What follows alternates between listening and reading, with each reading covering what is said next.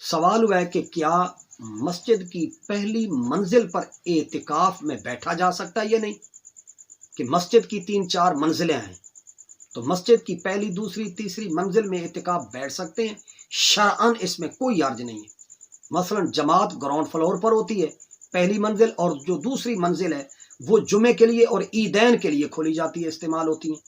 تو اس صورت میں پہلی منزل یا دوسری یا تیسری منزل پر اعتکاف پر بیٹھنا جائز ہے، کیونکہ وہ بھی مسجد ہی میں شامل ہے۔ امام ابن عابدین شامی رحمۃ اللہ علیہ نے لکھا ہے کہ جس مسجد کی چھت پر نماز پڑھنے والے کا امام کی اقتداء کرنا جائز اور درست ہے، تو کیونکہ چھت بھی تو مسجد میں ہی داخل ہے، لہذا وہ مقتدی جو ہے اگر وہ چھت پر، اگر دوسری منزل، پہلی گراؤنڈ فلور فل ہو گئی ہے تو دوسری منزل پر گئے وہ امام کے آگے نہ ہوں، تو لہذا چھت بھی مسجد کے ہی حکم میں ہے، تو چھت پر چلنے سے معتکف کا اعتکاف باطل نہیں ہوتا۔ لہذا یہی حکم مسجد کے تہہ خانے کا بھی ہوگا کہ تہہ خانہ بھی مسجد کے اندر شامل ہے، تو لہذا جیسا کہ آج کل یہاں ایک بات ذہن میں رکھ لیں، یہ اس سوال کو 2 صورتوں میں کر لیں۔ یہ جو مارکیٹوں میں، پلازوں میں،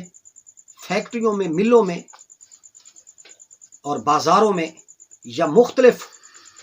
جگہوں پر جو فلیٹ ہوتے ہیں، ان میں ایک منزل میں ایک کمرہ